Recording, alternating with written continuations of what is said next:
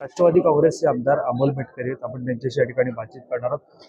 उपमुख्यमंत्री सुनेत्रा पवार आज मंत्रालयामध्ये दाखल झालेले आहेत. त्यांनी संपूर्ण उपमुख्यमंत्री पदाचा पदभार सुद्धा स्वीकारलेला आहे. मंत्रिमंडळ बैठकीसाठी सुद्धा त्या दाखल झालेल्या आहेत. काय सांगाल एकंदरीत अजित पवार यांच्या अपघाती निधनानंतर सुनेत्रा पवार मंत्रालयामध्ये आलेले आहेत आणि आता संपूर्ण कारभार त्याचा नाही, अत्यंत भावनिक आणि तितकाच शिवधनुष्य पेलणारा हा क्षण होता. सुनेत्रा वहिनींचं इथे येणं आणि दादांचं इथं नसणं, या दोन गोष्टी किती हृदयद्रावक असू शकतात हे फक्त कार्यकर्त्यालाच माहीत. कारण त्याच ठिकाणी जिथे आज त्या चेअरवर बसल्या तिथे आम्ही आमची कामं दर मंगळवारी घेऊन येत होतो. दादा ते वाचत होते बारकाईनं आणि न्यायनिवाडा करत होते. आज तशी वेळ ती जागा सुनेत्रा वहिनींकडे आलेली आहे आणि आम्हाला विश्वास आहे की कार्यकर्त्यांच्या पाठबळावर, गोरगरिबांच्या आशीर्वादावर, शिवशाहू फुले आंबेडकरांच्या विचारधारेवर सुनेत्रा वहिनी काम करतील. दादांचं नसणं ही महाराष्ट्रात कधीही न भरून निघणारी पोकळी आहे, पण सुनेत्रा वहिनींचं असणं हा महाराष्ट्राला एक आईसारखा आधार आहे. त्याच्यामुळे पहिल्या महिला उपमुख्यमंत्री म्हणून त्यांची नोंद इतिहासात झाली आणि पहिल्या महिला उपमुख्यमंत्री म्हणून काम करताना दादांच्या कामाचा जो आवाका होता तसाच तो आवाका घेऊन पुढे पार पाडतील असा आम्हाला विश्वास आहे. पण तुर्तास तरी दादा नसल्याचं शल्य आणि दादा नसल्याचं दुःख हे मला नाही वाटत इतकं सहज विसरणं शक्य आहे. तुम्ही आता म्हणालात की पहिल्या उपमुख्यमंत्री त्यानंतर संपूर्ण महाराष्ट्राच्या आई असा उल्लेख तुम्ही सुनेत्रा पवार यांचा केला. मात्र आता मंत्रालयामध्ये दाखल झाल्यानंतर जेव्हा कारभार स्वीकारला तुम्ही सुद्धा कार्यालयामध्ये गेले. ज्या वेळेला तुम्ही आता म्हणालात की आम्ही दर मंगळवारी येत होतो, ज्या खुर्चीवरती सुनेत्रा पवार बसल्या त्यावेळेला असं जाणवलं का काही क्षणासाठी की दादा बसले? नक्कीच आतला जो अँटी चेंबर आहे तिथे दादांचा फोटो आणि त्याच्या बाजूला सुनेत्रा वहिनी आणि पारदादा बसल्यानंतर असं भास झाला की दादाचं अस्तित्व अजूनही आहे, दादा अजूनही आपल्यात आहेत, दादा गेलेले नाहीत सोडून असा भास झाला. आणि त्यावेळेस आम्ही सगळे भावनिक झालेलो, कारण दादांची आठवणीनं खूप तो क्षणच तसा आहे की त्या खुर्चीवर ज्यावेळेस त्या बसल्या त्या प्रचंड भावनिक झाल्या होत्या, प्रचंड धाय मोकळून रडत होत्या. पण महाराष्ट्रातली सगळी गोरगरीब जनतेचे आशीर्वाद त्यांच्यासोबत आहेत. त्याच्यामुळे त्यांच्या रूपानं दादाची सावली आमच्या सर्वांच्या सोबत आहे याचा आम्हाला अभिमान वाटतो. राजकीय नेते असलो, आमदार असलो तरी भावना महत्वाच्या आहेत, त्या आम्ही समजू शकतो. तुमच्या दुःखात आम्ही सुद्धा सहभागी आहोत. मात्र ज्या प्रकारे अजितदादांचं असं निधन झालंय, तुम्ही अनेक प्रश्न सुद्धा उपस्थित केलेले आहे. काय सांगाल एकंदरीत पुढची भूमिका आता तुमची काय? मला वाटते जे काही प्रकार घडला हा अत्यंत दुर्दैवी होता, असं व्हायला नको होतं. गोजूबावीच्या माळरानावर विमान कोसळल्यानंतर बरेच काही प्रश्न महाराष्ट्राच्या मनात उपस्थित झाले. सर्वसामान्यांच्या मनात उपस्थित झालेले प्रश्न मी पण मीडिया समोर मांडले. त्याची चौकशी, सीआयडी चौकशी माननीय मुख्यमंत्र्यांनी लावलेली आहे. मी माजी न्यायमूर्ती यांच्या अध्यक्षतेखाली किंवा उच्चस्तरीय समिती गठीत व्हावी असा पण माझी विनंती आणि पत्र मी आदरणीय वहिनींची भेट घेऊन मुख्यमंत्री आणि दोन्ही उपमुख्यमंत्र्यांना देणार.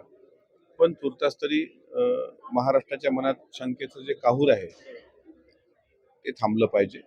दादांच्या जो दुर्दैवी शेवट झालाय त्या संदर्भात महाराष्ट्राच्या समोर कोडा आहे. अजूनही 80% जनता ही मानायलाच तयार नाही की दादांचं असं झालं असेल. अगदी 3-3 वर्षाच्या मुलांचे रील्स पाहिले तुम्ही. महाराष्ट्रात म्हणजे जिवंत डोळ्यासमोर प्रेत जळताना सगळ्या महाराष्ट्राने पाहिल्यानंतर सुद्धा दादा गेले नाहीत अशी भावना की दादा परत येतील अशी भावना असणं, मला असं वाटतं महाराष्ट्रातलं हे एकमेव उदाहरण असेल की जनतेला हवेसे दादा असं त्यांच्याशी का घडलं. ही प्रश्न काळाच्या ओघात लुप्त होऊ नये ती जनतेसमोर आली पाहिजे. आणि जनतेला आज 4 वाजता मला वाटते रोहित पवार पत्रकार परिषद त्या संदर्भात घेत आहेत. त्यामुळं ते काय मांडतात त्याकडे पण देशाचं आणि राज्याचं लक्ष आहे. त्यावरून पण बऱ्याच काही गोष्टी लक्षात येऊ शकतात. शेवटचा प्रश्न आहे, उपमुख्यमंत्री सरकारला लाभलेले आहेत. पक्षाकडे ज्या प्रकारे अजित पवारांचं स्थान होतं त्यानुसारही सुनेत्रा पवार लाभलेले आहेत. आता एक प्रश्न येतोय तो म्हणजे राष्ट्रीय अध्यक्षाचा. तुमची काय मागणी असणार आहे राष्ट्रीय अध्यक्ष पद परत? माझी मागणी म्हणजे सर्वांचीच मागणी आहे. सर्वांचं मत आहे की राष्ट्रीय अध्यक्ष पदाची धुरा सुनेत्रा वहिनींनी सांभाळली पाहिजे. त्यांनी धुरा सांभाळल्यानंतर पक्ष आणखी स्थिर स्थावर व्हायला मदत होईल आणि अर्थातच त्याकरता सगळ्यांचं एकमत आलेलं आहे. आणि तुम्ही दुसरा प्रश्न काय विचारला? त्याच्यानुसार ते आता या सगळ्यामध्ये राष्ट्रीय अध्यक्ष तोच प्रश्न होता की राष्ट्रीय अध्यक्ष कोणाला आता केलं पाहिजे, कारण ज्या प्रकारे राष्ट्रीय अध्यक्ष हे सुनेत्रा वहिनी पवार यांनाच केलं पाहिजे. गोष्ट अशी होती की आता एकीकडे आपण पाहतोय की कॅबिनेट बैठकीनंतर विधान भवनामध्ये सुद्धा तुम्ही जाणार आहात, त्यानंतर दिल्ली दौरा सुद्धा आहे, काय सांगा? हा, दिल्लीत ते आता प्रधानमंत्र्यांना केंद्रीय गृहमंत्र्यांना भेटतील. ते कशा करता भेटतायत हे मला माहित नाही. पण आता काल जे जिल्हा परिषदचे निकाल आले ते राष्ट्रवादी काँग्रेस पक्षाच्या आगामी दृष्टीने समाधानकारकच आले. त्या पार्श्वभूमीवर पण ती भेट असू शकते. आणि शेवटी राज्याचे उपमुख्यमंत्री आहेत, केंद्राच्या शीर्षस्थ नेतृत्वाला भेटलं पाहिजे. आणि आता महायुतीमध्ये आम्ही सगळे सोबत आहोत. पण तुम्हाला एवढं सांगतो, हा शिवधनुष्य उचलताना खंबीरपणे देवेंद्र फडणवीस साहेब जे राज्याचे मुख्यमंत्री आहेत आणि एकनाथराव शिंदे साहेब हे दोन्ही माणसं त्यांना पाठच्या भावासारखे सपोर्ट करतील आणि ते खंबीरपणे पहिल्या सुरुवातपासून उभे आहेत. त्यामुळं आम्हाला विश्वास आहे की ह्यात सुद्धा म्हणजे मंत्रालयीन कामकाजात सुद्धा त्यांच्या कार्याची छाप म्हणजे अहिल्यामाईची लेख, सावित्रीची लेख, जिजाऊची लेख असं म्हणूनच सुनेत्रा वहिनींचा उल्लेख भविष्यात होत राहील. एकीकडे अजित पवारांचं अपघाती निधन झालंय, मात्र काल जी आपण बातमी पाहिली त्याच्यामध्ये शरद पवार हे यांना रुग्णालयामध्ये दाखल करण्यात आलेलं आहे. त्यांना कफ असेल, खोकला असेल तर त्रास झाला. काय वाटतं एकंदरीत विलिनीकरणाबाबतच्या ज्या चर्चांना उधाण आलेलं आहे, विलिनीकरण झालं पाहिजे तुमच्यामध्ये? नाही, त्याचा निर्णय, अंतिम निर्णय सुनेत्रा वहिनी घेतील. त्याच राष्ट्रीय अध्यक्ष असतील, त्याच निर्णय घेतील आणि त्या जो निर्णय घेतील त्यामध्ये आम्ही 100% त्यांच्या सोबत असू. शरद पवारांना पवार साहेबांना थोडा कफचा त्रास असल्यामुळं त्यांना ऍडमिट करावं लागलं. आपण बघतोय आमदार अमोल मिटकरी यांच्याशी आपण संवाद साधला. एकंदरीत काय भावना होत्या त्या त्यांनी आपल्याशी बातचीत करताना व्यक्त केल्या.